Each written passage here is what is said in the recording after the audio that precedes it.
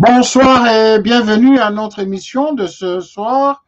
Nous sommes en retard en tout cas, veuillez nous en excuser parce qu'il s'agissait de régler quelques problèmes techniques et comme nous avons invité quelqu'un qui va intervenir à cette émission, il avait fallu justement un peu plus de temps pour organiser les conditions techniques et surtout que le monde traverse pour le moment la situation sanitaire que nous traversons tous et que tout le monde justement est averti au niveau de la sécurité qu'il faut prendre.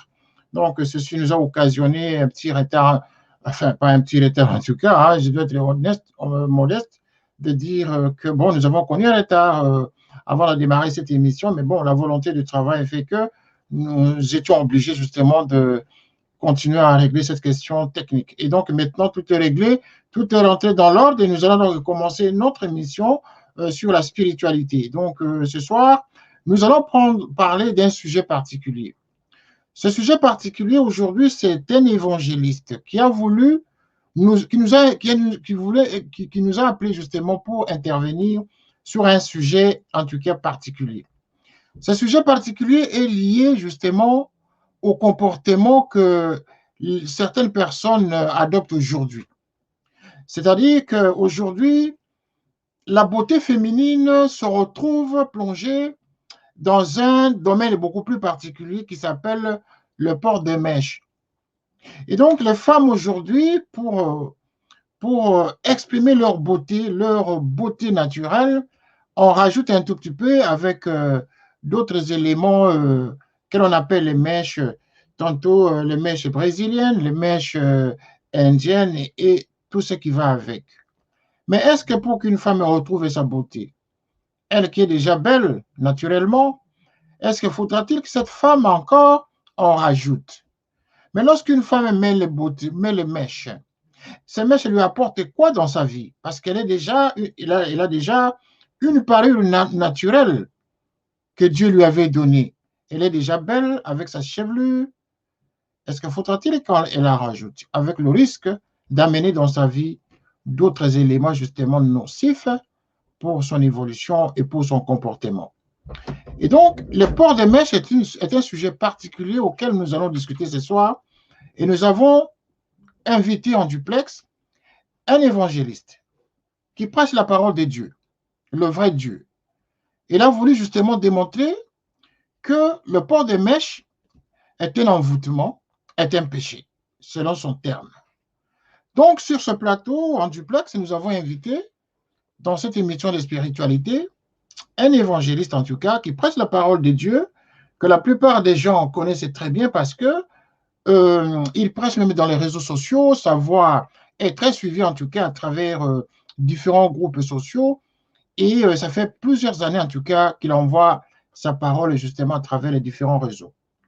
Il a dit qu'il n'a pas d'église, lui son église c'est l'extérieur. Dieu lui avait révélé que ça ne vaut pas la peine d'être entre quatre murs parce que le peuple de Dieu est à l'extérieur. Voilà, donc je vous fais découvrir justement notre invité.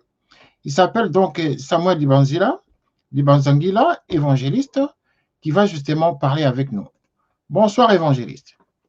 Bonsoir, bonsoir mon frère, que Dieu vous bénisse. Merci beaucoup. Donc, comme je venais de vous présenter, vous avez suivi en tout cas l'introduction de notre émission sur la spiritualité. Et donc, vous êtes le bienvenu en tout cas à participer pour la première fois à cette émission sur la spiritualité. Et donc, vous êtes justement l'un des invités qui va nous ouvrir les yeux sur un domaine différent de tous les autres domaines que nous avons eu à parler au début de l'année dans le cadre de cette émission liée à la spiritualité. Voilà. Donc, évangéliste, à vous la parole. Nous allons d'abord parler de la question liée aux mèches. Amen. D'abord, avant d'y arriver, est-ce que vous avez un mot d'introduction avant de commencer cette émission? Oui, j'ai un mot d'introduction. Je bénis l'Éternel des armées qui nous a fait grâce de venir partager cette bonne nouvelle, donc cette parole de la connaissance que Dieu nous a donnée pour instruire d'autres peuples. Parce qu'il a dit que mon peuple périt faute de connaissance. Alors Dieu nous a donné la connaissance pour que nous puissions ouvrir les yeux des aveugles. Parce qu'il y a beaucoup des aveugles aujourd'hui dans l'église de Dieu. Voilà ce que je peux ajouter. Je suis là seulement pour ouvrir les yeux des aveugles. Les Donc, aveugles, parce qu'il y a des aveugles un peu partout. Quand on oui. parle des aveugles, c'est-à-dire les gens qui ne voient pas les prescriptions de Dieu, les enseignements de Dieu, le véritable, sur ce qu'il a laissé dans ses enseignements. C'est ce que vous voulez dire. Oui, parce qu'il a dit, si un aveugle conduit un aveugle, tous les deux tomberont dans une même fosse. C'est ça qui est très important. Parce qu'aujourd'hui, l'église de Dieu n'a pas la connaissance. L'église de Dieu, moi je peux dire aujourd'hui, il n'y a pas l'église de Dieu. Parce que l'église de Dieu aujourd'hui, quand nous regardons les bâtiments, ça ce n'est pas l'église de Dieu. Ça c'est l'ivraie qui est venu aller adorer dans un bâtiment. Donc les gens croient que ils sont là pour adorer le véritable Dieu. Non, ils sont là pour adorer le culte des démons. C'est ça que nous voyons aujourd'hui dans toutes les assemblées. Donc, ça me fait vraiment du mal quand je regarde l'église bâtiment aujourd'hui. Ça me fait vraiment du mal. C'est pour cela que Dieu m'a dit, il faut aller parler à mes peuples. Donc, je suis là aujourd'hui pour parler de la part de Dieu qui nous a donné la connaissance. C'est pour cela que nous sommes là. D'accord, évangéliste. Quand vous parlez, Dieu vous a parlé. Il vous a parlé en quels termes? Dans quelle langue vous a-t-il parlé, évangéliste? Merci beaucoup pour la question. Il a dit, c'est mieux que je puisse aller. Si je m'en aille, je vous enverrai le Saint-Esprit. Aujourd'hui, Dieu nous parle à l'aide du Saint-Esprit. Donc, je bénis l'Éternel parce qu'il m'a fait ouvrir les oreilles. J'entends seulement la parole que le Saint-Esprit me dit. Ce que le Saint-Esprit me dit, c'est que je fais. Ce qu'il ne me dit pas, c'est que je ne fais pas. Donc, je suis là toujours à l'écoute du Saint-Esprit. Donc, le Saint-Esprit veut me parler comme ça, comme je parle avec toi. Il me parle et j'entends. Je peux même dormir, il me parle et j'entends. Donc, il me parle d'une manière ou d'une autre. Mais souvent, le Saint-Esprit me parle quand je suis en train de manger ou bien je suis en train de travailler. J'entends quand il me communique quelque chose. Comme il m'a parlé de choses, de mèches, les plans, les cheveux brésiliennes, tous ces trucs-là, les femmes mettent dans la tête. Dieu m'a dit c'est un péché. Donc ça, c'est vraiment les vraies idolâtries que les femmes font. Alors, avant d'arriver, j'aimerais bien qu'on puisse parler de ça. Avant d'aborder cette question des mèches, j'aimerais d'abord que nous puissions parler du langage de Dieu. Parce que quand vous dites Dieu m'a parlé, il faut d'abord que nous comprenions quel est le langage, la langue que Dieu utilise pour vous parler. C'est ça, il vous a parlé, d'accord. Dans quelle langue comme ça il vous parle? Oui, il me parle souvent, le Saint-Esprit me parle dans ma langue maternelle à Lingala. Donc, je communique facilement avec le Saint-Esprit à Lingala. Il me pose des questions, moi aussi je lui pose des questions. Il me dit, il faut faire ça. Moi aussi, je lui pose, comment je peux faire ça? Il me répond, c'est comme entre deux personnes qui se partagent une parole. Donc, quand je suis avec lui, je partage la parole, il me dit, il faut faire ça, il faut faire ça. Moi, je lui demande comment je peux faire ça. Il me communique. Donc, je l'attends donc à direct de mes oreilles, quoi. Donc, j'entends vraiment le Saint-Esprit qui me parle comme un homme, comme je suis en train de parler avec toi. C'est comme aussi je parle avec le Saint-Esprit. Donc, je le sens.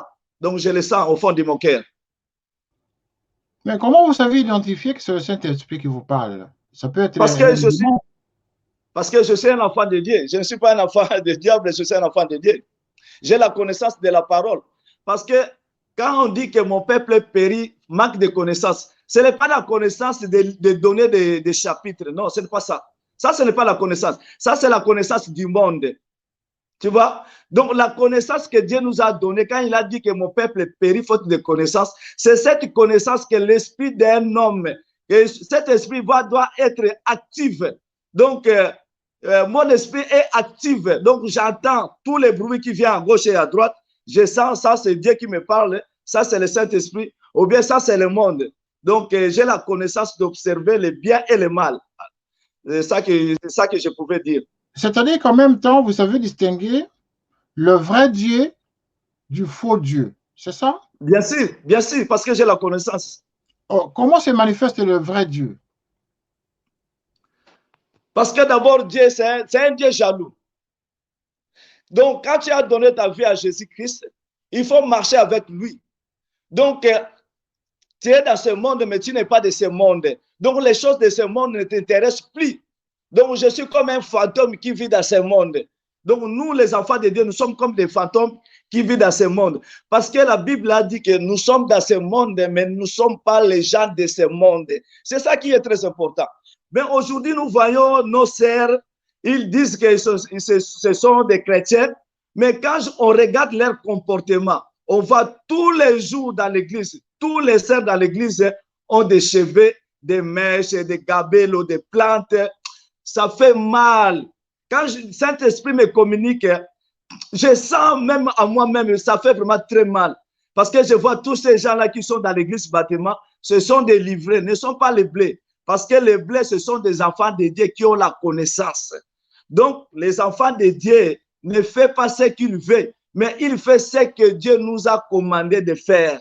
Donc, c'est-à-dire, Jésus-Christ a dit, Père, tout ce que tu m'as donné, c'est ça que je fais. Je ne fais pas ce que je vois dans le monde, mais je fais ce que tu m'as donné. C'est ça que je fais. Nous aussi, de notre part, nous faisons seulement ce que Dieu nous a commandé de faire. C'est ça la différence entre un enfant de Dieu et celui du monde.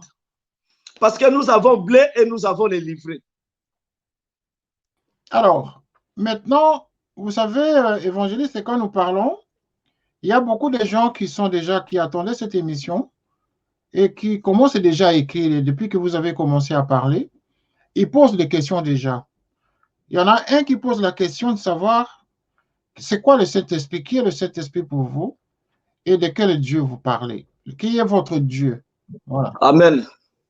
On a seulement un seul Dieu qui est l'Éternel des armées, celui qui a créé les cieux et la terre et tout ce qui existe. C'est lui qui a créé tout ça. Donc nous avons seulement un Père qui est l'Éternel des armées, Jésus-Christ de Nazareth. Le Saint-Esprit, c'est l'enseignant, c'est notre professeur, c'est notre enseignant, c'est notre guide, c'est notre protection. Jésus-Christ nous a envoyé le Saint-Esprit. Nous sommes dans le livre de 2 Timothée chapitre 3 dans le verset 16, si je ne me trompe pas, on peut lire ensemble.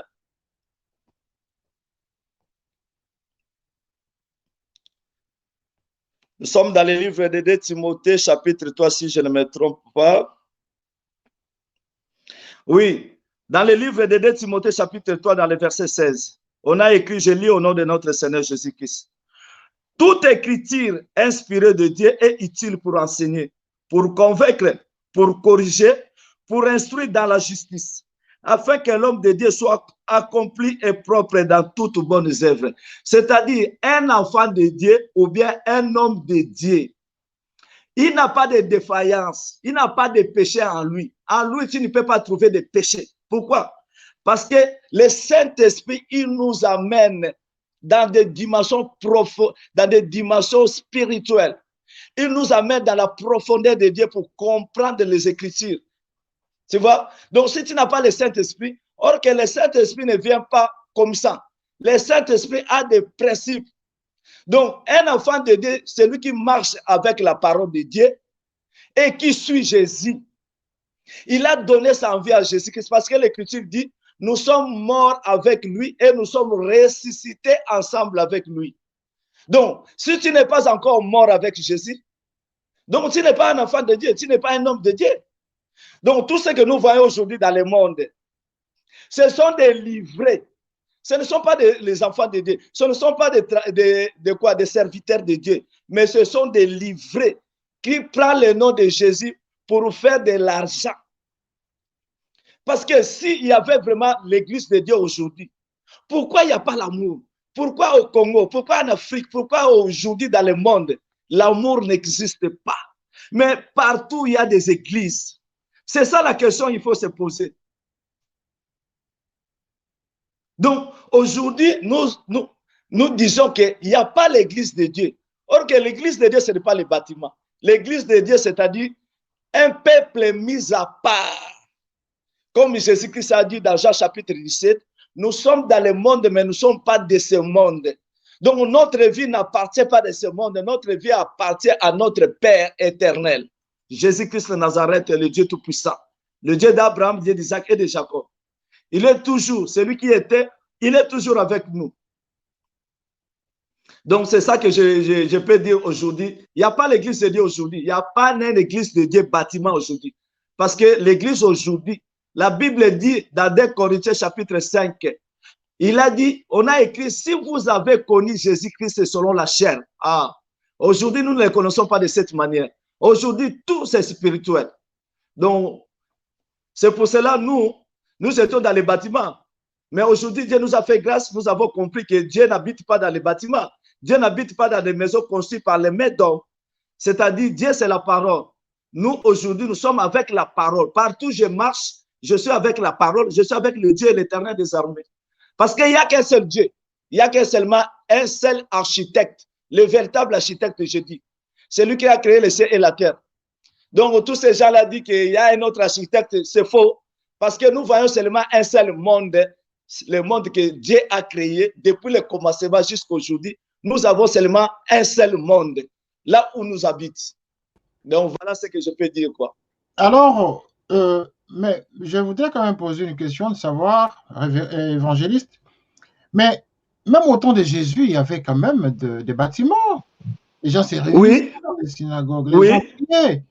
Mais comment est-ce que c'est aujourd'hui qu'il y a cette condamnation de l'église bâtiment? Parce que lui-même, il a dit ça. Matthieu chapitre 24 dans le verset 1. Matthieu chapitre 24 dans le verset 1. On peut lire par la grâce de Dieu. Matthieu chapitre 24 dans le verset 1. Je lis au nom de notre Seigneur Jésus-Christ. Comme Jésus s'en allant au sorti du temple, ses disciples s'approcheront pour lui faire remarquer les constructions. Mais il leur dit, voyez-vous tout cela, je vous le dis en vérité, il n'y restera pas ici pierre sur pierre qui ne soit renversé. Alléluia. Donc Jésus-Christ, il a déjà renversé les temples de l'Ancien Testament. Parce que tout ça parlait que de lui. Voilà. Donc aujourd'hui, l'église, ce n'est pas un lieu qu'on peut aller adorer un Dieu. Non. Parce que Dieu aujourd'hui, il est venu seulement chercher les vrais adorateurs. Nous sommes là, les vrais adorateurs, partout dans le monde. Donc aujourd'hui, comme il y a coronavirus, il n'y a pas l'église. Est-ce qu'il n'y a pas des adorateurs? Non, nous sommes là. Nous sommes là. C'est à cause de ces églises-là que le coronavirus est là. Dieu a voulu faire sortir ces enfants qui sont captifs dans les mains des pharisiens. C'est pour cela que le coronavirus est là. Le coronavirus est là seulement pour faire sortir tous les enfants de Dieu qui étaient captifs dans les mains des commerçants. C'est ça le but du coronavirus. Donc, voilà, si on peut lire aussi dans Jean chapitre 2, dans le verset 19, pour montrer aux gens que Jésus-Christ a aboli l'église bâtiment. Jean chapitre 2, dans le verset 19. Jésus leur répondit, détruisez ce temple et en 3 jours je les reverrai. Les Juifs dirent, il fallait 46 ans pour bâtir ce temple et toi, en 3 jours, tu les révéleras. Mais il parlait du temple de son corps. Voilà, il parlait du temple de son corps. Ça, c'est le nouvel temple de la nouvelle alliance. Ancienne alliance, les gens allaient adorer Dieu dans les bâtiments, dans les temples. Mais aujourd'hui, ce n'est pas de cette manière aujourd'hui que nous allons adorer encore le Seigneur. C'est pour cela que j'ai donné l'écriture de 2 Corinthiens chapitre 5. Je crois bien dans les versets 20 jusqu'en bas, on a dit, si vous avez connu Christ selon la chair, aujourd'hui, nous ne le connaissons pas de cette manière. Donc, aujourd'hui, nous n'avons pas besoin d'aller se faire baptiser dans l'eau. Aujourd'hui, nous n'avons pas besoin d'aller dans l'église qu'on puisse nous donner le Saint-Esprit. Non, on n'en a pas besoin aujourd'hui. Aujourd'hui, le Saint-Esprit est là. Il nous enseigne. Voilà un peu ce que je peux compléter. Donc, Jésus-Christ lui-même, il a détruit les premières églises qui étaient dans l'Ancien Testament. Donc, aujourd'hui, l'église, ce n'est pas les bâtiments. Si on veut que je puisse donner les Écritures, il y en a beaucoup dans la parole de Dieu. Il y a beaucoup des Écritures. D'accord. Vous avez fait une référence biblique à travers les écrits saints.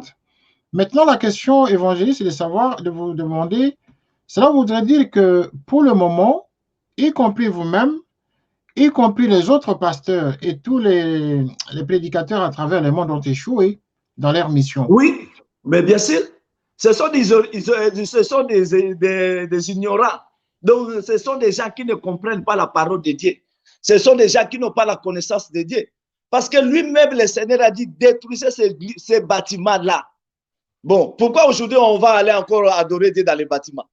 Parce que Dieu, il est venu chercher seulement que les vrais adorateurs. Nous sommes là, les vrais adorateurs. Les vrais adorateurs sont partout dans le monde. Si j'ai pris dans une église bâtiment qui s'appelle la Main de Jésus, cette église qui se trouve à Paris ou bien chez en Allemagne, mais si je quitte là, je pars peut-être à Éthiopie ou bien à Kinshasa, il n'y a pas l'église la Main de Dieu. Donc je ne peux pas prier, je ne peux pas adorer. Ça c'est faux. Ça c'est l'ignorance. Ça c'est l'ignorance. Donc l'église aujourd'hui c'est universel. L'église aujourd'hui c'est la parole de Dieu.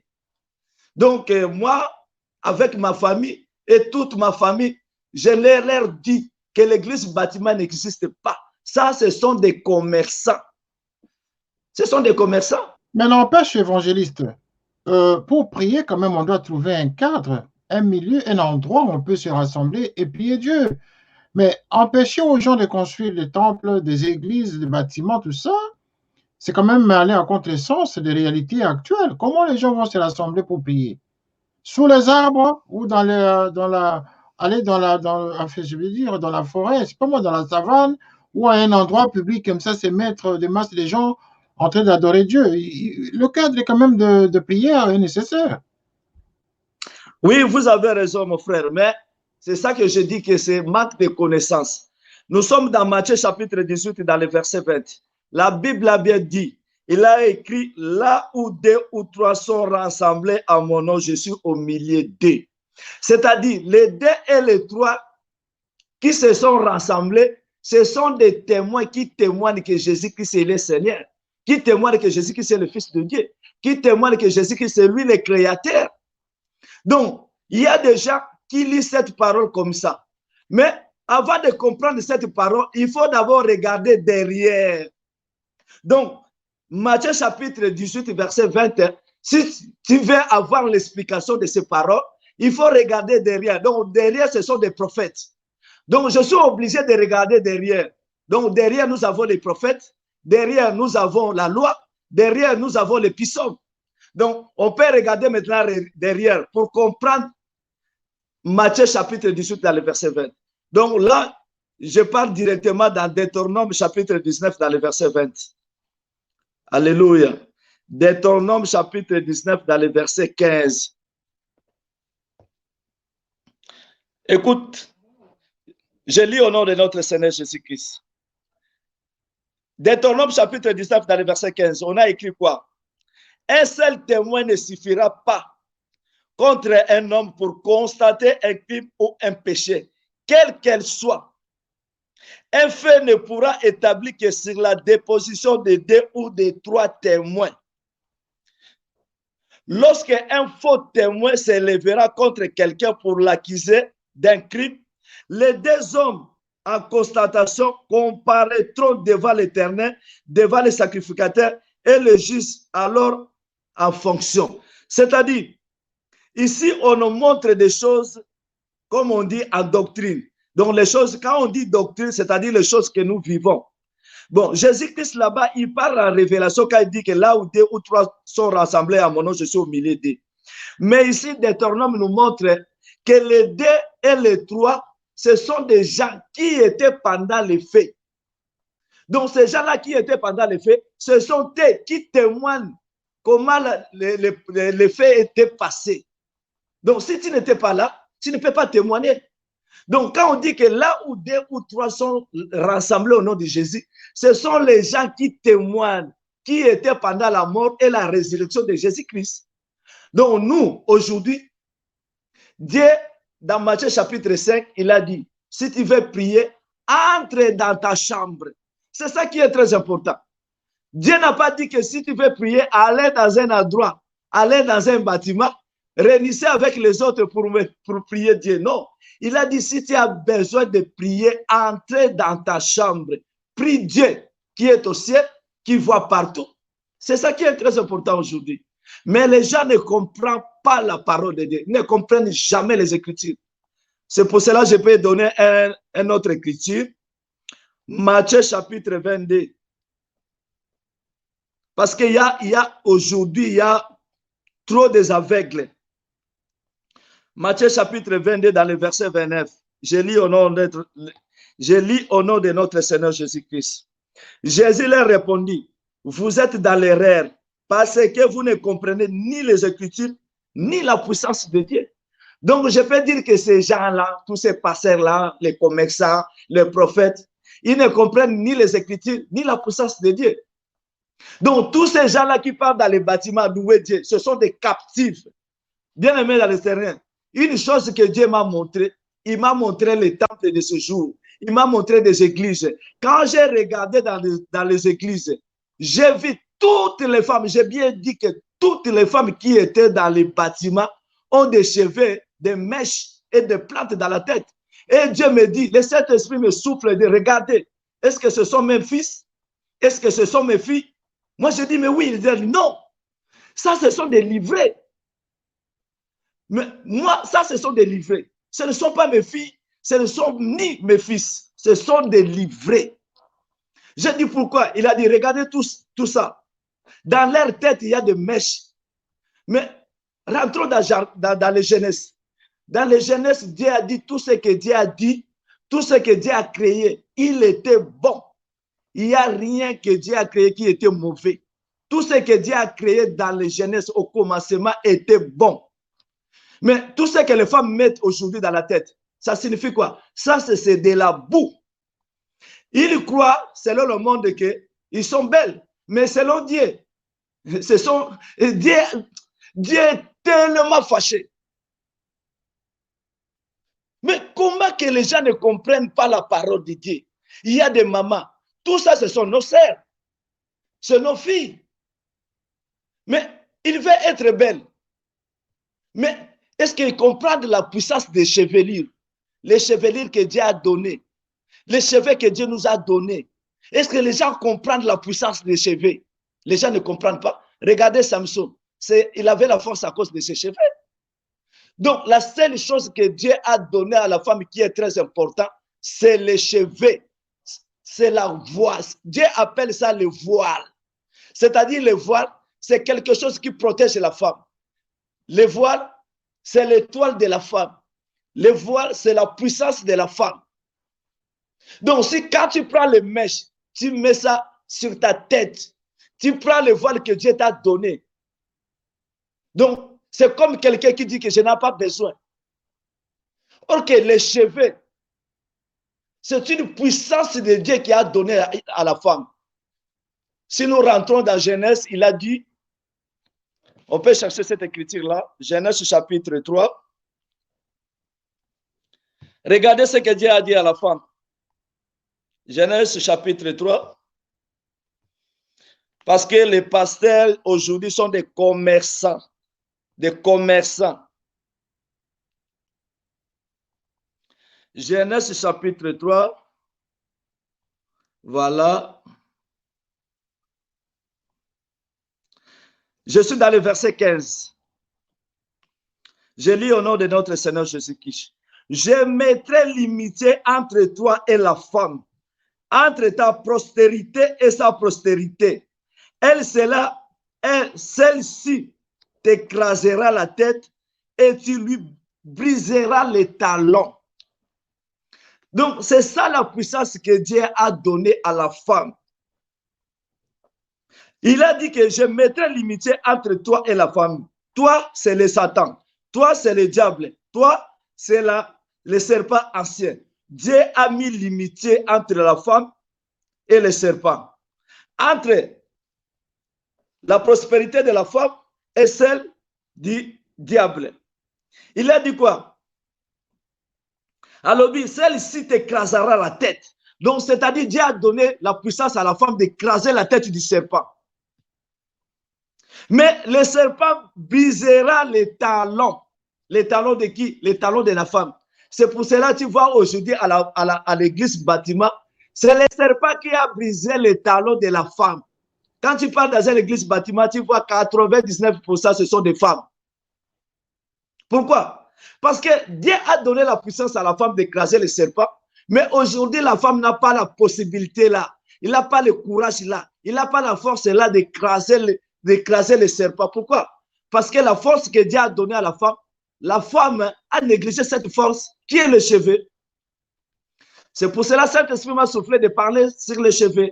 Donc, notre femme à la maison, nos femmes à la maison, nos filles sont devenues esclaves des mèches, sont devenues esclaves du péché. Parce que Dieu a dit, dans Jacques chapitre 4, verset 4, celui qui est ami du monde est ennemi de Dieu. Regardez, toutes ces femmes-là sont amis du monde. Ils aiment la beauté, ils aiment de se faire belle, ils aiment de s'habiller très bien, ils aiment que tous les gens disent que ah, tu es belle. Là, ils sentent bien. Mais si tu dis que tu n'es pas belle, là, tu as des problèmes avec lui. Ça, c'est le monde. Donc, le monde, c'est comme ça. Mais Dieu m'a donné sa parole, m'a donné le chapitre qu'on puisse partager avec nos sœurs à nous, avec nos filles, de comprendre que tout ce qu'il met dans la tête, c'est de la boue. Donc, quand Dieu les regarde comme ça fait honte, vraiment, ça fait tellement honte.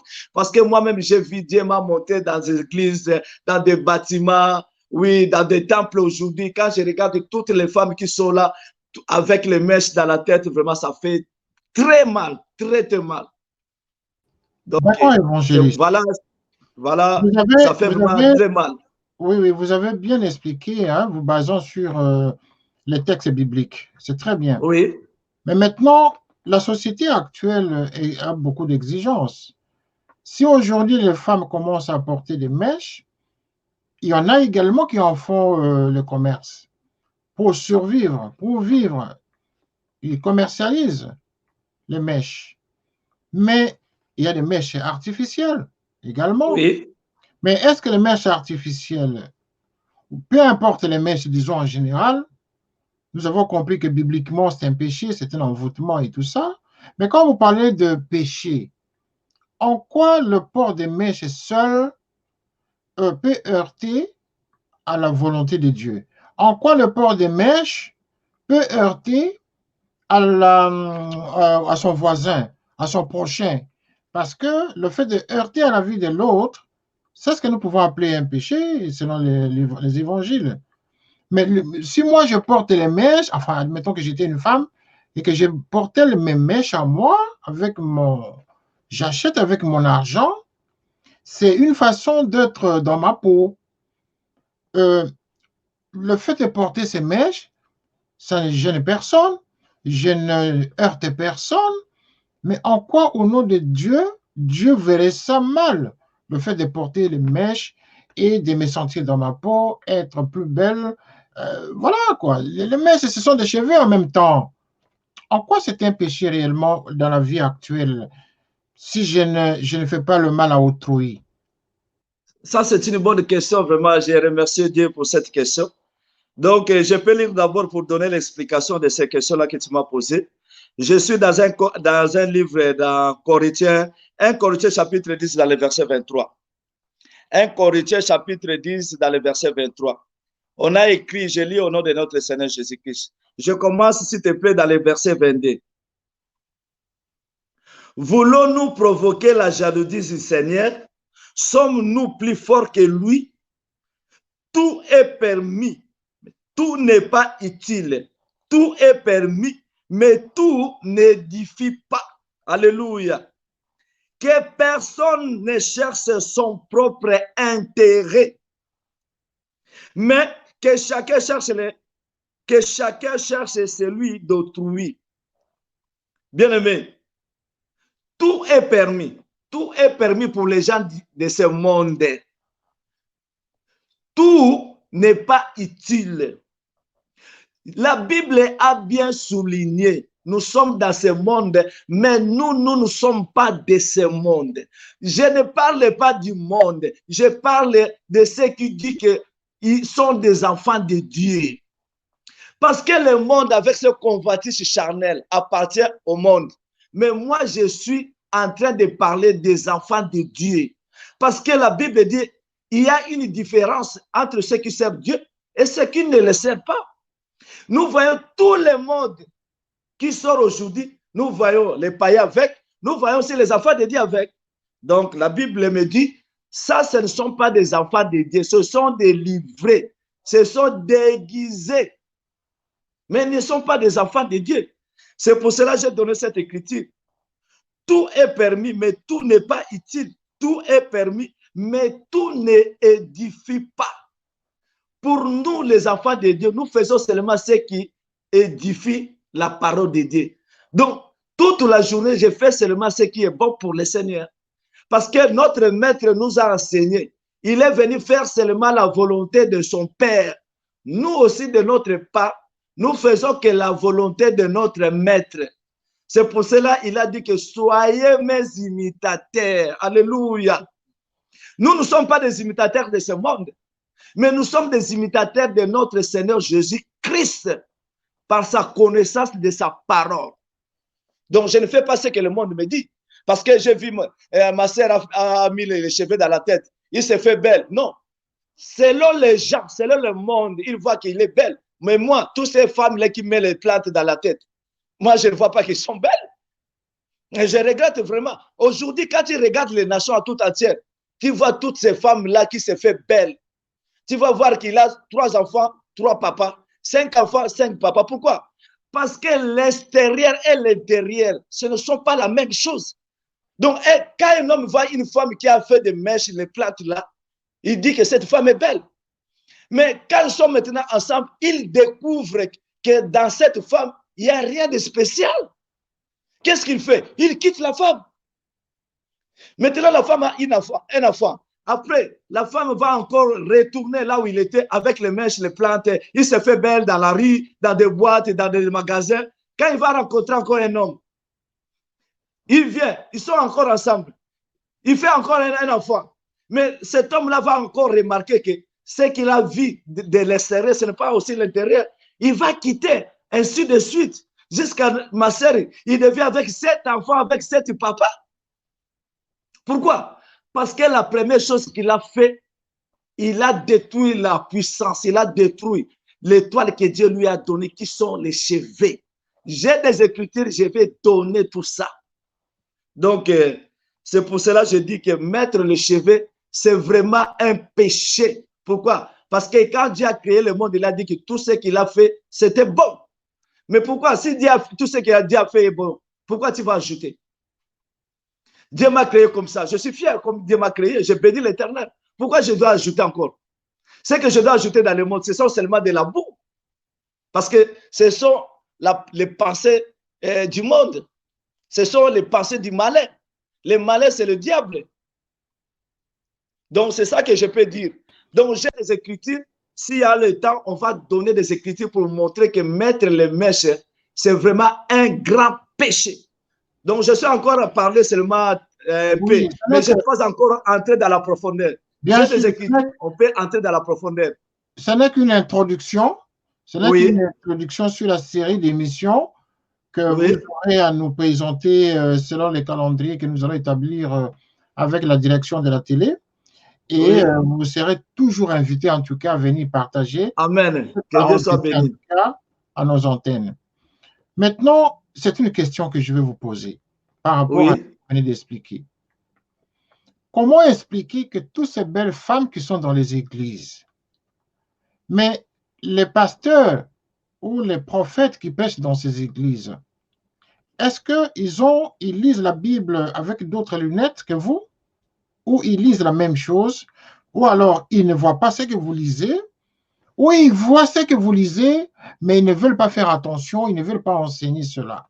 Quel est le vrai problème? Qui enseigne la vraie Bible? Qui?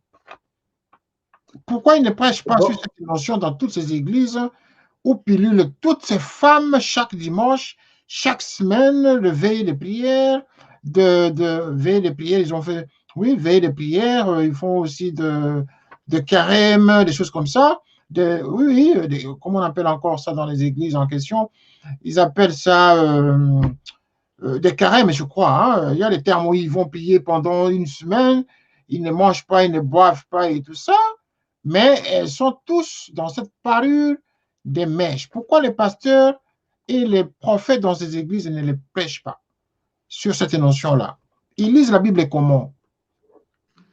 Non, ce ne sont pas des prophètes, ce sont des gens qui se sont introduits dans la maison de Dieu. Ce ne sont pas des apôtres, ce ne sont pas même des prophètes. Ce sont des commerçants. Attends un peu, on va lire un autre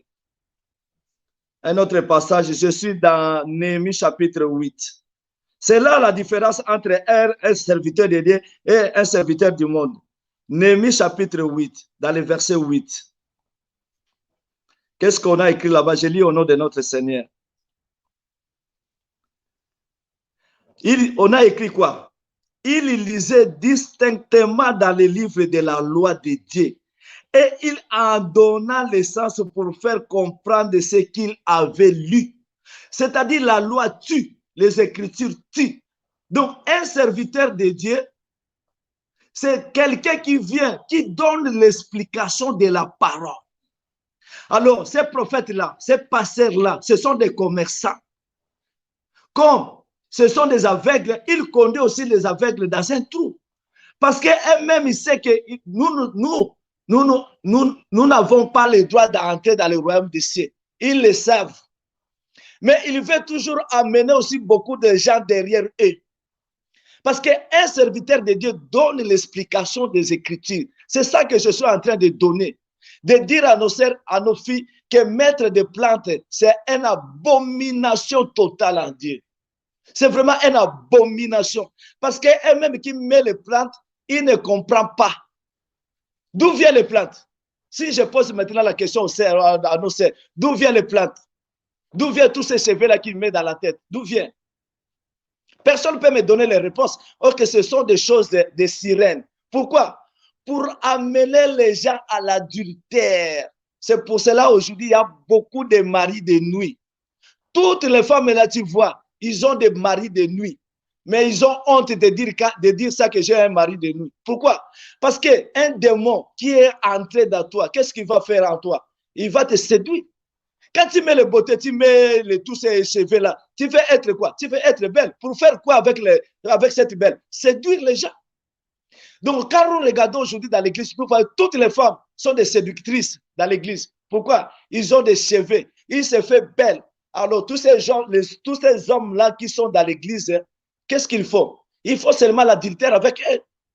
Même les femmes mariées, même nos filles, ce sont aujourd'hui dans l'épidicité à cause de l'argent. Parce que tu n'as pas l'argent, tu veux se faire belle. Qu'est-ce que tu vas faire? Tu vas aller à la prostitution pour avoir l'argent. Et les pasteurs, qu'est-ce qu'ils font? Ils gagnent l'argent sur les dos de ces sœurs-là. Dieu va te bénir. Mais comment Dieu va te bénir un impudique? Comment Dieu va bénir un voleur? Comment Dieu va bénir quelqu'un qui ne connaît pas la parole de Dieu? Dieu est juste. Il respecte sa parole. C'est ça qui est très important. Je suis là. Tu sais le nom que Dieu m'a donné? Dieu m'a donné préfet de discipline. Je suis là pour amener la discipline dans la maison de Dieu. Je suis là pour enseigner rien que la vérité, comme mon maître. Ce qu'il a fait. On a dit cet enseignement est dur. Qui peut te suivre? C'est ça l'enseignement que nous sommes en train de donner. Parce que si le pasteur commence à enseigner des choses que je suis en train d'enseigner, la vérité, toutes ces femmes-là vont quitter l'église. Alors l'église va fermer. Alors, comme lui, il a besoin d'argent, il a besoin, parce qu'être un pasteur aujourd'hui, c'est un honneur. Mon frère, je te dis, ça me fait très mal. Quand je regarde les pasteurs, je regarde même les chantres, il se dit que ce sont des stars. Mais Jésus-Christ lui-même n'a jamais été un star. Mais comment aujourd'hui des pasteurs, des prophètes sont devenus des stars? Des musiciens chrétiens sont devenus des stars. Mais tu ne vois pas que ça, c'est le monde. Ce sont des livrets qui prennent le nom de Dieu pour faire de l'argent. Parce que l'adoration aussi, ce n'est pas ça qu'ils chantent. Ça aussi, ce n'est pas la louange. Le véritable adoration, c'est-à-dire celui qui se sépare avec les péchés. C'est lui-là qui est en train d'adorer. Parce que Dieu, il est venu chercher seulement que les vrais adorateurs. Regardez cette femme-là qui était la femme samaritaine. Mais il a dit, quand le Messie viendra, il nous enseignera tout. C'est une femme prostituée, mais elle avait quand même la connaissance. Elle savait que si Christ est venu, nous allons avoir la connaissance. Mais aujourd'hui, regardez nos femmes à la maison, nos sœurs, ce sont des prostituées. Et même ne savent même pas que ce sont des prostituées. Pourquoi? Parce que quand tu veux se faire belle, qu'est-ce que ça va arriver à la fin? Tu vas se prostituer, sans le savoir, parce qu'il y a les prostitutions. C'est lui qui s'est prostitué physiquement et spirituellement. Donc, nos femmes à la maison, nos petites filles, nos filles, c'est se prostituer, sans le savoir que ce sont des femmes prostituées. C'est ça l'ignorance. Mais moi, je suis là seulement pour ouvrir les yeux, donner la connaissance, donner la parole. Amen. Voilà, vous avez donné la parole, vous avez donné la connaissance, vous avez expliqué la notion du péché par rapport à ces cheveux hein, que les femmes portent dans les milieux publics et dans les églises. Mais que pensez-vous, par exemple, des femmes qui portent les beaux habits, par exemple? Est-ce que les habits que les femmes portent, que nous portons en général, ça constitue un péché? Non, ça je peux dire non, ce n'est pas un péché. Parce que moi, je viens de parler seulement des mèches, mais dans 1 Timothée chapitre 2, dans le verset 9, parce que il faut donner l'explication, ce n'est pas lire seulement, lire, non, ça ce n'est pas la connaissance. Lire et donner l'explication de la parole. Donc là, je suis dans 1 Timothée chapitre 2, dans le verset 9. Ici, on parle même des femmes, même nous les hommes. On a dit que je veux aussi que la femme vêtue d'une manière décente. Même les hommes, c'est la même chose. Avec pudeur et modestie. Ne se sépare ni de tresses, ni d'or, ni de perles, ni d'habits somptueux. Mais qu'elle se sépare des bonnes œuvres, comme il convient à des femmes qui font profession de servir Dieu. Là, on parle d'être vertueux. Donc, je veux que la femme vêtue d'une manière décente, même les hommes, même la femme. Mais ce qui est très important ici, moi, je parle des chevelures. Pourquoi je parle des chevelures? Parce que je dis que dans les Genèse, Dieu a dit que tout ce qu'il a créé, il était bon. Mais pourquoi maintenant l'homme va augmenter encore au-delà de ce que Dieu a créé? C'est là qu'il devient maintenant un péché. Donc, les gens peuvent dire, comme il dit toujours, Dieu regarde le cœur, Dieu ne regarde pas l'extérieur. Donc, on va lire maintenant, je vais donner l'explication de la parole de Dieu, que les gens puissent comprendre pourquoi Dieu interdit les mèches, pourquoi interdit les chapeaux, pourquoi interdit toutes ces plantes-là, pourquoi on se pose des questions, beaucoup de femmes se posent des questions. Mais je bénis l'Éternel parce que j'ai vu beaucoup de femmes qui sont détachées de cette ignorance. Voilà. Donc, nos femmes à la maison, ce sont des esclaves de ces cheveux-là. Donc, si on récolte tout cet argent, nous allons sauver nos filles qui sont des veuves, qui sont des orphelins. Avec cet argent-là, on va aider toute une population. Mais à cause de l'ignorance, tu mets les cheveux, tu achètes ça 200, 300, 800 euros. Après 3 semaines, tu mets ça dans la poubelle. Mais après ça, ça édifie quoi? Ça édifie absolument rien. Au contraire, c'est à cause de ces chevelures-là. Tu vas voir que tu as maintenant des maris de nuit dans la maison. Pourquoi? Parce qu'on t'a regardé derrière. Toi, tu te fais belle. Mais derrière cette belle-là, il y a les occultistes qui sont venus derrière toi. Donc, tout ça, la Bible a bien souligné, il faut que les femmes s'habillent d'une manière décente. D'accord. Donc, oui. Mais est-ce que cet enseignement que vous lancez, que vous donnez, ne pourrait pas être considéré comme un enseignement basé sur la condamnation? C'est pas la condamnation, ça? Non, ce n'est pas la condamnation. Moi, je regarde mes sœurs, je ne veux pas que mes sœurs puissent aller à l'enfer. Que Dieu regarde le cœur, hein, comme vous venez de le dire, c'est le cœur qui compte et la foi que l'on exprime à Dieu et non pas la parure que l'on a en soi, n'est-ce pas? Est-ce que ce n'est pas la foi qui compte au lieu de regarder l'extérieur? Oui, mais qu'est-ce qu'est la foi? Il faut d'abord que les gens puissent comprendre la foi, c'est quoi? Hein? La Bible dit que vous êtes dans l'erreur parce que vous ne comprenez ni les Écritures ni la puissance de Dieu. Donc, si vous avez la parole, cette parole a la puissance. Donc, cette puissance-là, cette parole-là, quand vous recevez Christ, donc, vous amène à la vie éternelle. Vous n'êtes plus les mêmes. Moi aussi, j'étais dans le monde. Je ne suis plus les mêmes parce que tu sais qu'il y a le troisième baptême. Les gens ne savent pas qu'il y a le troisième baptême. Donc, pour être un enfant de Dieu, il faut passer dans le troisième baptême. C'est ça la confirmation que tu es devenu un enfant de Dieu. Non pas parce que tu as le baptême du Saint-Esprit, tu as le baptême d'eau et tu pars à l'église, tu lis la Bible et que tu es un enfant de Dieu. Non, ça c'est faux. Pour être un enfant de Dieu, il faut passer dans le troisième baptême. C'est ça qui est très important. C'est ça que les pasteurs n'enseignent pas dans l'église. Donc aujourd'hui, nous avons livré dans l'église, au lieu de blé, mais nous avons livré. Mais chose impossible. Chose impossible, mon frère. Dans toutes les églises, même celui-là qui dit que l'église catholique, c'est la salle d'attente pour aller à l'enfer. Mais quand il regarde dans son église, c'est la même chose, c'est aussi une salle d'attente pour aller à l'enfer. Parce que si les gens... On va en parler, évangéliste. Oui, si les gens ont la connaissance de la Bible, mon frère, je ne peux pas mettre les chevelures des mèches là dans ma tête. C'est quoi le troisième baptême? C'est quoi le troisième baptême? C'est ça la question. Amen. C'est ça, c'est une bonne question. Donc, c'est-à-dire le troisième baptême, ce sont des gens qui sont morts avec Jésus et ressuscités avec lui. Tu vois? Donc, si tu n'es pas mort avec Jésus, tu es encore dans ce monde. Donc, si tu es mort avec Jésus, ressuscité avec lui, c'est au moment-là que tu es devenu un enfant de Dieu. Comment peut-on mourir avec Jésus là? Parce que on est vivant. Mais Jésus a dit, si tu veux me suivre, portez ton croix. Hein? Comment tu peux porter? Oui, mais la croix de Jésus, c'est nos souffrances. Les souffrances que nous rencontrons au quotidien. Chacun de nous a ses problèmes, chacun de nous a ses difficultés dans la vie. C'est ça aussi les croix, non? C'est à ça que Jésus fait porter la croix. Non, le monde a toujours des difficultés.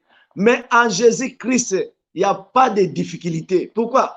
Parce qu'il a dit, venez à moi, vous tous qui êtes fatigués et chargés. Donc, en Jésus-Christ, nous sommes devenus libres. J'ai compris maintenant cette écriture. Si le Fils vous a franchi, c'est-à-dire cette Fils-là, c'est la puissance de la parole.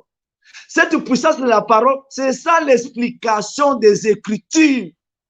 Si tu as compris la puissance de la parole, c'est-à-dire si tu as l'explication des Écritures, à ce moment-là, tu as la vérité. Tu as compris que Jésus-Christ est mort pour nous et ressuscité ensemble avec moi.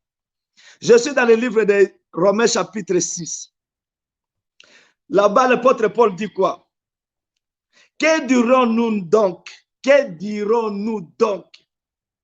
Demeurions-nous dans le péché afin que la grâce abonde? Lui-même donne aussi la réponse et dit, loin de là, nous qui sommes morts au péché, comment vivrons-nous encore dans le péché? Ignorez-vous que vous tous qui avons été baptisés en Jésus-Christ, c'est à sa mort que nous avons été baptisés. Nous avons donc été ensevelis avec lui par le baptême de sa mort, afin que, comme Christ est ressuscité des morts par la gloire du Père, de même nous aussi, nous marchons en nouveauté de vie. C'est-à-dire, quand nous marchons en nouveauté de vie, c'est-à-dire nous avons abandonné notre vieil homme. Quand on dit vieil homme, c'est-à-dire les anciennes habitudes. Nous étions dans le monde, nous marchons avec le monde, nous étions dans des boîtes, dans des bars, nous mettons des mèches, des maquillages. Mais quand nous avons affranchi, c'est-à-dire quand nous avons connu la véritable parole, nous avons eu l'explication de la parole. Donc cette parole nous a franchis, nous a donné la lumière. Cette lumière, c'est Christ. Donc nous sommes déjà morts avec Christ parce que nous avons sacrifié ce corps maternel. Parce qu'un enfant de Dieu n'a pas un corps. Tu me vois comme ça, j'ai un corps physique. Mais quand Dieu me regarde, il ne me voit pas avec ce corps. Donc je deviens maintenant un vrai fils de Dieu. Donc si tu n'as pas passé au baptême de la mort et de la résurrection ensemble avec Jésus-Christ, tu n'es pas encore un enfant de Dieu. Si nous continuons notre lecture, en effet, si nous sommes devenus une même plante avec lui par la conformité de sa mort, nous serons aussi par la conformité de sa résurrection. Sachez que notre vieil homme a été crucifié, c'est-à-dire notre corps, c'est ça notre vieil homme, a été crucifié avec Christ ensemble. Parce que Christ est mort à la croix pour nos péchés. C'est-à-dire que Christ nous a amené tout notre péché à la croix. Donc, c'est-à-dire qu'est-ce que Christ a fait à la croix? Il a pris nos péchés, il est parti à la croix, il a cloué ça à la croix. Après lui-même, il est descendu à la croix, il est entré jusqu'à la mort, au séjour des morts. Pourquoi? Pour aller délivrer le peuple de Dieu qui était captif depuis Adam jusqu'à la loi. Donc aujourd'hui, Christ m'a franchi, la parole m'a franchi, j'ai eu la lumière de la parole, j'ai la connaissance, donc je ne suis plus dans le monde, je suis devenu un sacrificateur parce que je sacrifie mon propre corps. Alléluia. Voilà. Homme de Dieu, c'est ça, être un enfant de Dieu. Évangéliste. Il y a beaucoup de gens qui réagissent déjà, hein. Beaucoup de gens vont morts. Oui, c'est un débat, c'est un débat. J'ai au moins une trentaine de questions, mais plus vous parlez, plus même moi qui suis sur le plateau, tous ceux qui sont à côté de moi ici, vraiment sont émerveillés par le message que vous donnez ce soir. Alors, je vais vous lire 2-3 questions parce qu'il y en a beaucoup. Il y a une dame qui écrit de Bruxelles.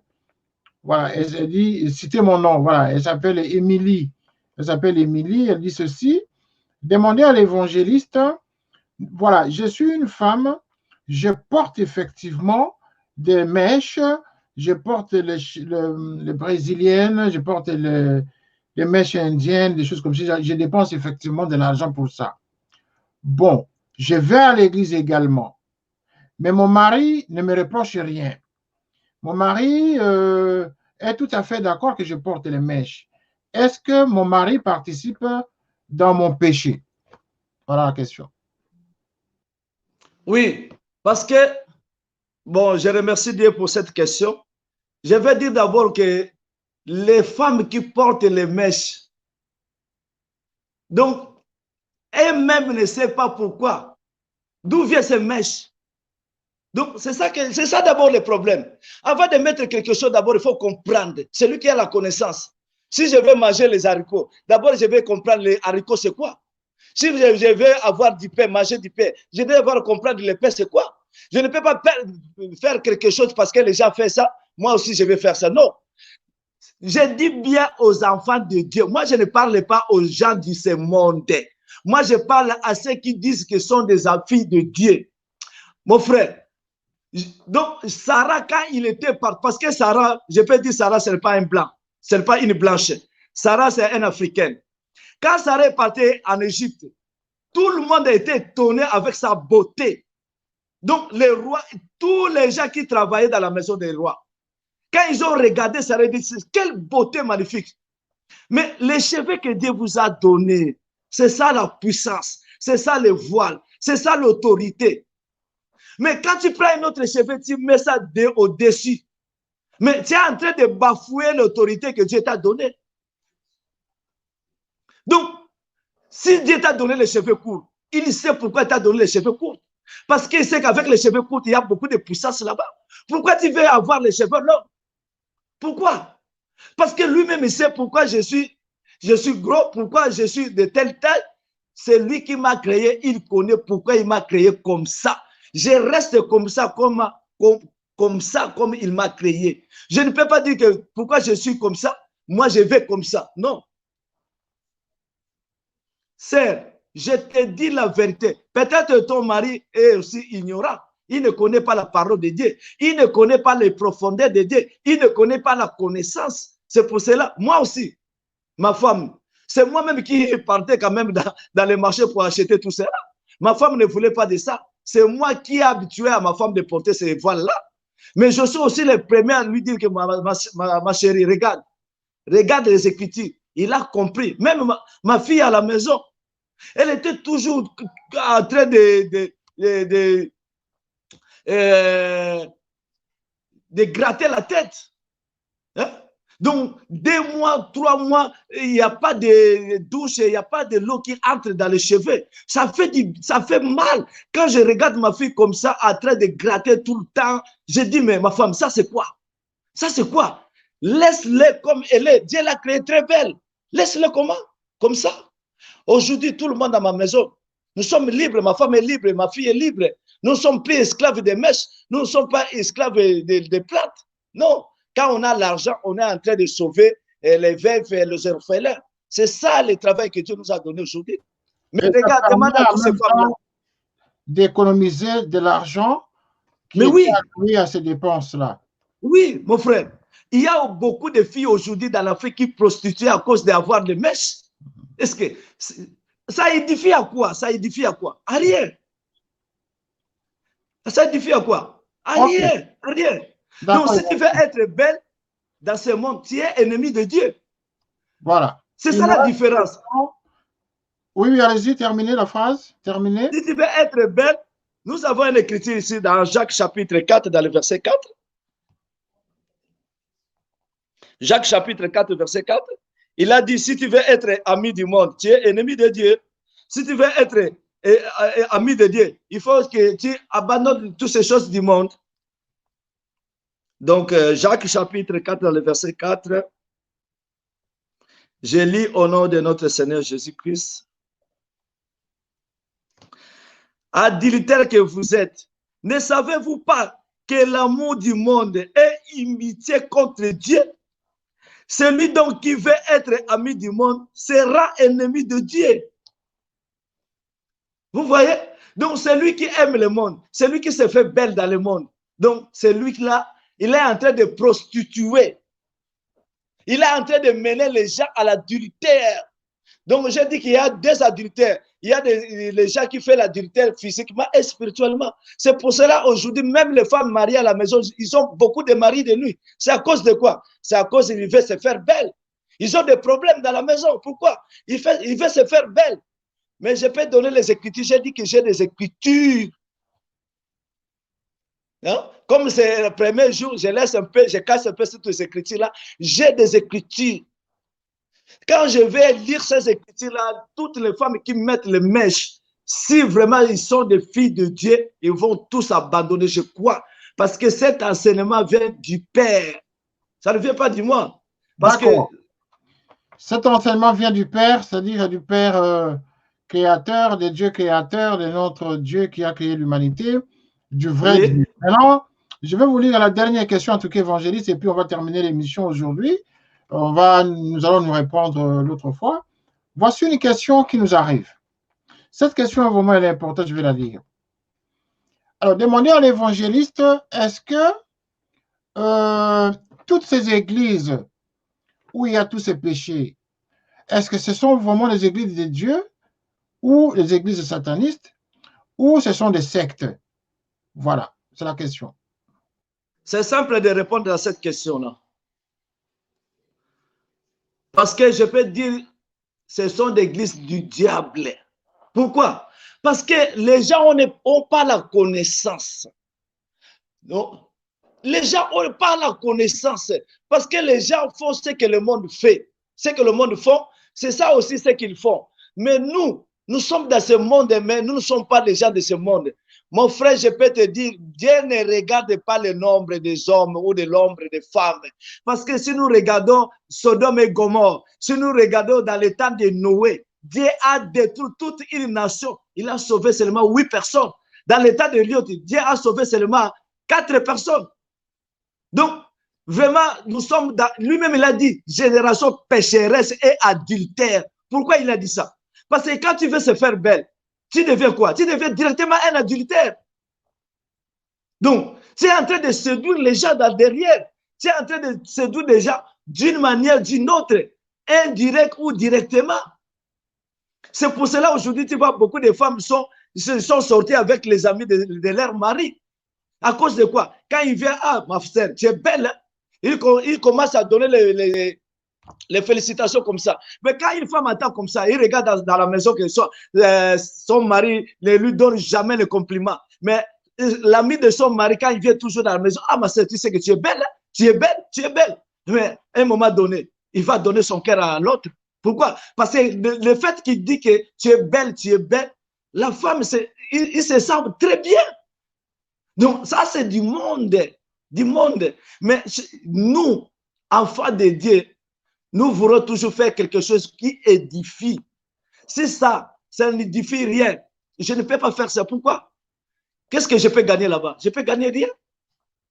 Oh. Donc, il y a des chapitres que je dois donner pour montrer que le mèche, c'est vraiment un péché. Donc, ces gens-là sont devenus esclaves du péché. D'accord, évangéliste, nous avons compris, c'est le péché, c'est l'envoûtement. Nous allons terminer vraiment avec la dernière question. Bon, 2 questions directes, hein, je les ai prises sur la liste des questions ici. Est-ce que vous pourriez nous donner la différence entre les vraies églises et les sectes? Parce que, bon, là, quand vous parlez, la plupart des gens sont dans la confusion parce qu'ils vont dans les églises tous les jours, ils disent, nous allons tous les jours dans les églises, ils ont même été sauvés dans les églises et par la parole de Dieu. Aujourd'hui, que vous leur dites qu'ils sont dans les églises satanistes et tout ça, mais où sont les vraies églises? Donc, c'est-à-dire que nous sommes dans des sectes ou nous sommes dans les églises. C'est quoi une secte, c'est quoi une église pour qu'ils sachent? Oui, c'est-à-dire l'église, quand on parle de l'église dans la Bible, c'est-à-dire un peuple mis à part. Donc, comme je dis que la Bible dit que dans Jean chapitre 17, dans le verset 10 jusqu'en bas, il a dit que nous sommes dans le monde, mais nous ne sommes pas de ce monde. C'est ça l'église. L'église n'est pas de ce monde. Nous habitons ici dans ce monde, mais nous ne vivons pas comme les gens de ce monde. Donc, les sectes, ce sont des gens, il a pris 2 ou 3 personnes, il est en train de manipuler ces gens-là, il donne les noms, l'église, la main de Jésus, les pieds de Jésus, les cheveux de Jésus, et la main puissante de l'Éternel. Ça, ce sont des sectes. Parce que Jésus-Christ nous a laissé l'amour. Regardez même, mon frère, dans une famille, il y a 5 personnes. Donc, l'église est là, aurait la parole pour se réunir la famille, mais la parole est là en train de diviser. C'est ça qu'on appelle les sectes. Donc, l'autre est parti dans les mains de Jésus, l'autre est parti dans les pieds de Jésus, l'autre est parti dans le dos de Jésus, l'autre est parti dans les chevelures de Jésus. Ça, ce sont des sectes. Donc, la parole nous réunit ensemble comme un seul homme. C'est ça qu'on a écrit dans...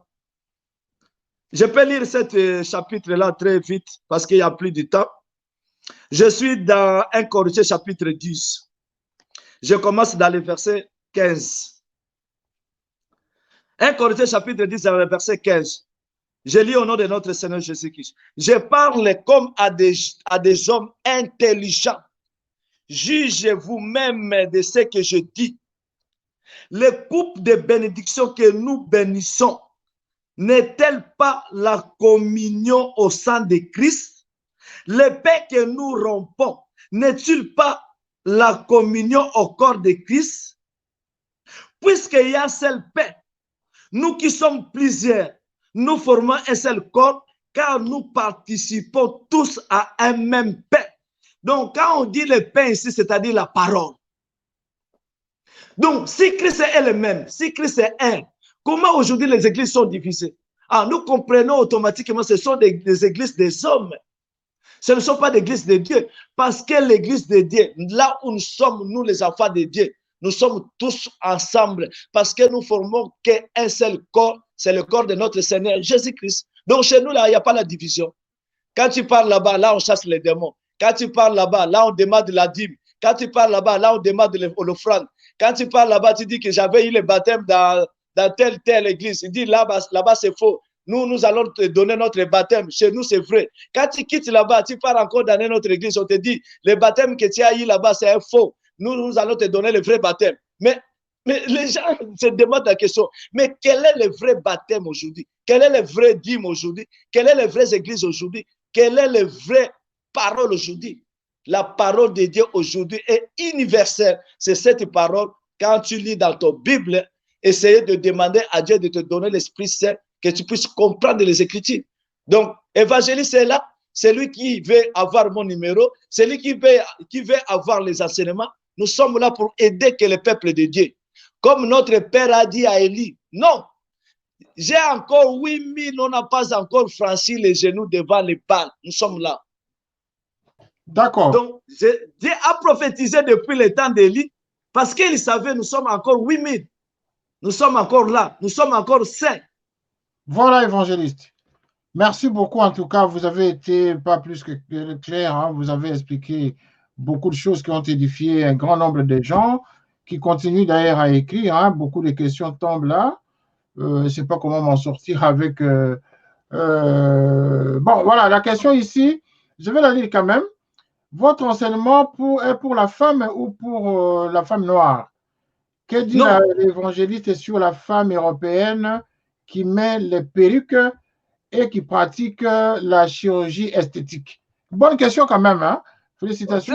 Très bien, c'est une bonne question. On voulait terminer l'émission, mais bon, on était obligé de la lire parce qu'elle est intéressante quand même, parce qu'elle met en parallèle la femme noire et la femme européenne qui met des perruques et fait la chirurgie esthétique. Et la femme africaine, noire donc, qui met les mèches. Voilà. À vous la... C'est ça qui est très important de parler aujourd'hui. Que les gens sachent que la femme africaine, le peuple africain, c'est d'abord peuple africain. Quand on dit peuple africain, c'est l'adoration de Dieu. Les gens ne comprennent pas. Africain, c'est-à-dire l'adoration de Dieu. Parce que quand Dieu a commencé d'abord à créer, il a commencé en Afrique. Parce qu'il savait. Parce que ici, Afrique représente Adam. Parce que nous avons les deux Adam chez nous. Nous avons un Adam qui est physique et un Adam qui est spirituel. C'est-à-dire, le peuple africain, c'est d'abord l'adoration. Comme les Blancs connaissent que l'Afrique, c'est l'adoration, c'est pour cela qu'ils créent toutes ces choses-là pour distraire le peuple de Dieu. Parce que la véritable adoration, c'est l'Afrique.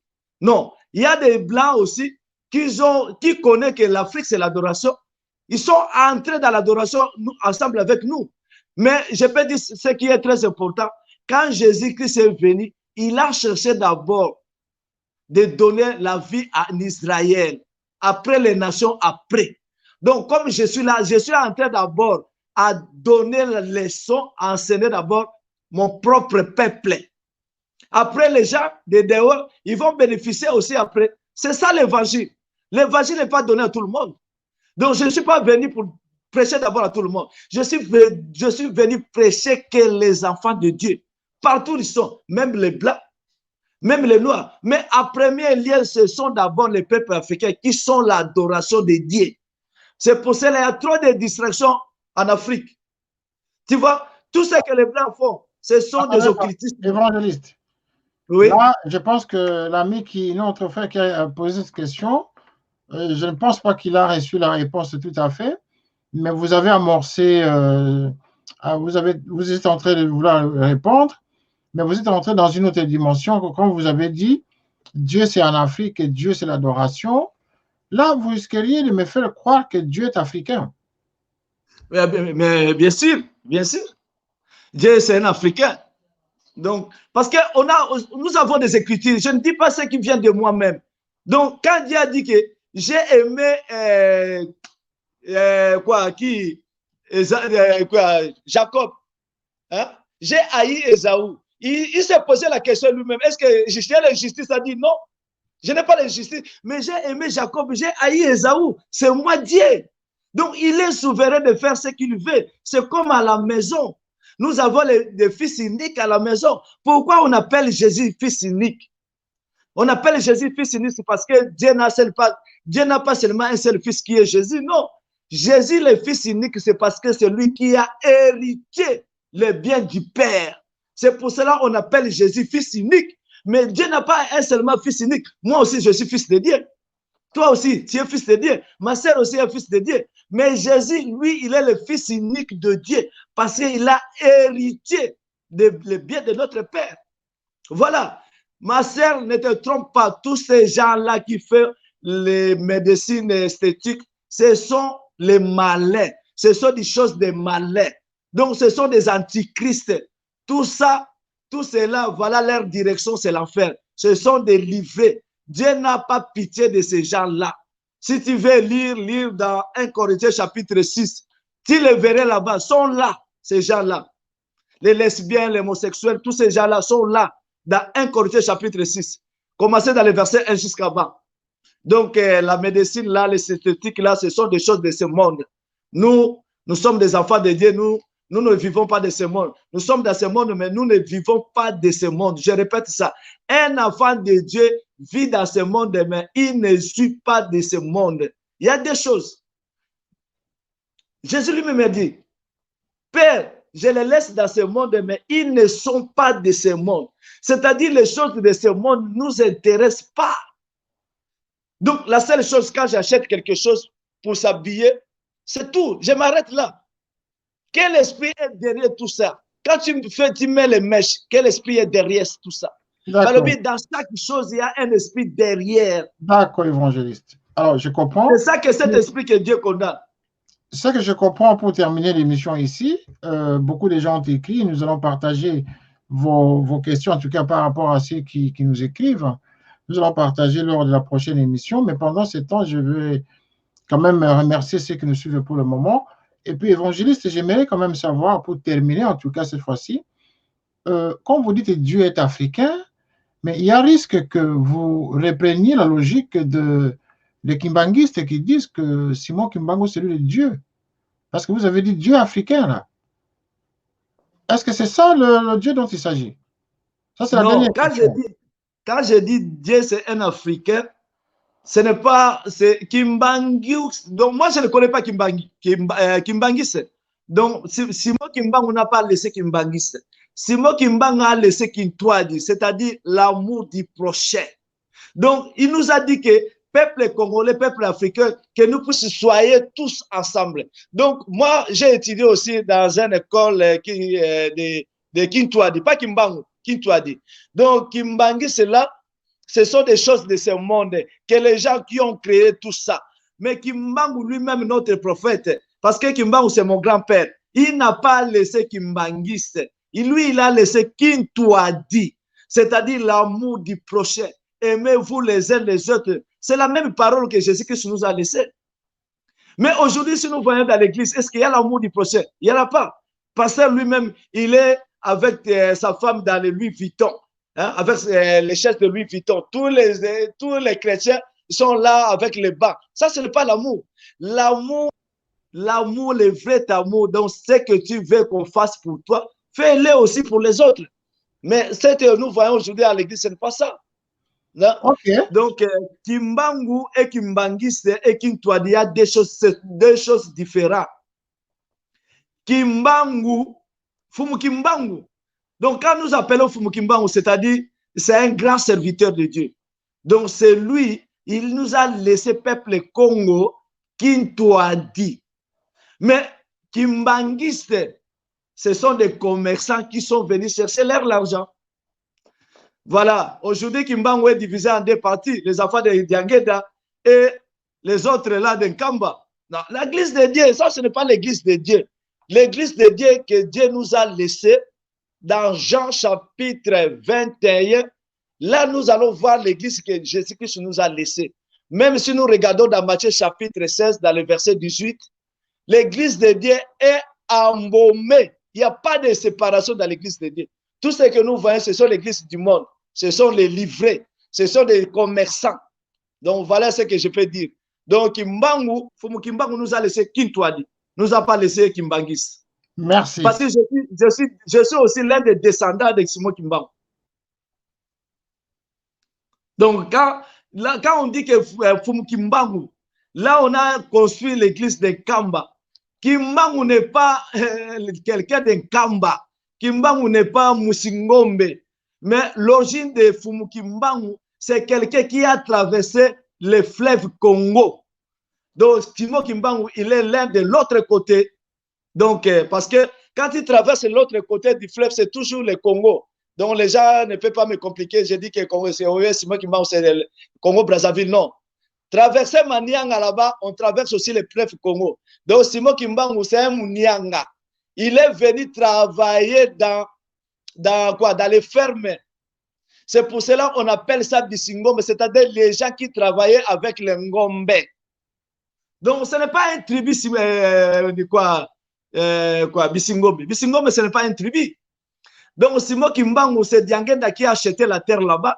Ils ont construit l'église là-bas. Mais Simon Kimbangu, c'est un Munianga. Donc, c'est lui qui connaît les Kikulu. Il va te dire ce que je dis que c'est vrai. Voilà, merci. Nous avons compris que Simon Kimbangu, finalement, ce n'est pas le dieu africain, comme prétendent les kimbanguistes. Non, c'est loin de là. Voilà. Merci. Vous qui êtes aussi issus de la famille de Kimbangu, un ancêtre pour vous. Vous avez vraiment été de bout en bout très cohérent dans l'enseignement de ce soir. Et nous sommes vraiment très contents. Tous nos téléspectateurs qui vous regardent à l'étranger, très loin en tout cas, nous réagissent ici dans nos différentes plateformes et dans notre chaîne Canal Africa 54 qui est diffusée sur satellite. Beaucoup de gens réagissent même de l'Afrique ici, mais nous ne savons pas comment lire tout ça. Nous allons partager après l'émission, en tout cas évangéliste, tout en vous remerciant pour cette parole que vous avez vraiment réussi à nous enseigner ce soir sur l'envoûtement dans les mèches des cheveux. Et en tout cas, c'est une parole qui a édifié pas plus d'une personne, ça a édifié beaucoup de gens. Merci beaucoup en tout cas. Et Télé Saturne se fait le plaisir et l'honneur de vous inviter régulièrement à cette antenne justement pour venir nous parler de différents sujets liés justement à la spiritualité. Merci évangéliste en tout cas. Que Dieu vous garde là où vous êtes, tout en vous recommandant en tout cas auprès de Dieu Tout-Puissant. Merci, moi aussi je vous remercie pour votre hospitalité, pour votre sagesse de m'avoir invité dans cette émission pour ouvrir les yeux des aveugles. C'est ça que le travail que Dieu nous a donné. Donc, si le peuple de Dieu peut lire Actes des Apôtres dans le chapitre 26, dans le verset 16, c'est ça que le travail que Dieu nous a donné. Donc, je vous remercie sincèrement au fond de mon cœur. Que Dieu vous bénisse beaucoup, abondamment. Que l'émission ici puisse, en tout cas, que Dieu puisse bénir ça, parce que c'est grâce à vous que le peuple de Dieu doit être édifié par la puissance de sa parole. Donc, je suis toujours là à disposition de vous. Si vous avez besoin de moi, je suis là. Pour la grâce de l'Éternel, je ne manquerai pas votre invitation. En tout cas, nous vous remercions et que Dieu vous bénisse là où vous êtes avec toute votre famille. Nous sommes ici justement pour parler des sujets de la spiritualité. Vous avez suivi l'émission de bout en bout. Vous avez écouté l'évangéliste sur cette réflexion qu'il nous a donné. Il a beaucoup de sujets à partager avec nous. Il a la maîtrise vraiment de la parole de Dieu. Et voyez-vous que vers la fin de l'émission, il nous a parlé même de Simon Kimbangu parce que il a glissé quelque part que Dieu était africain. Et donc, comme ici, souvent, je fais des émissions avec les kimbanguistes qui viennent nous faire comprendre que Simon Kimbangu, c'est lui le Dieu, alors qu'en fait, même dans l'enseignement de ce soir, vous avez entendu que finalement, là où se trouve Dieu, il y a l'amour. Et l'évangéliste, sans avoir même préparé ce sujet avec moi, il a dit automatiquement, sans qu'on en ait parlé en tout cas, il a fait référence même en disant, si l'église kimbanguiste était l'église de Dieu, franchement, il y aurait eu l'amour parce qu'il y a deux camps. Il a même cité. Voilà, donc le débat, nous devons sortir de cette illusion, de cette manipulation spirituelle. L'évangéliste a même confirmé que ce sont des commerçants qui sont venus créer le kimbanguisme. Voilà, donc c'est très clair, c'est la parole de Dieu, nous devons la respecter, mais Dieu n'est pas Kimbangu. Voilà, c'est tout ce que nous pouvons retenir pour ce soir, que les kimbanguistes à leur tour viennent réagir pour continuer à nous faire comprendre que c'est toujours Kimbangu qui est Dieu. Voilà, lui, il est de là, il est même issu de cette branche, et donc il a la spiritualité en lui, il a Jésus-Christ en lui. Voyez-vous l'enseignement qu'il nous donne sur le port de mèche, sur la beauté et tout ça. Donc, l'homme doit rester naturel et sortir de l'église des bâtiments. Merci d'avoir suivi cette émission. Et c'est votre humble serviteur, René Rochkitoko, journaliste à Télé Saturne et Canal Africa 54. Merci, nous allons nous retrouver encore demain à la même heure. Au revoir.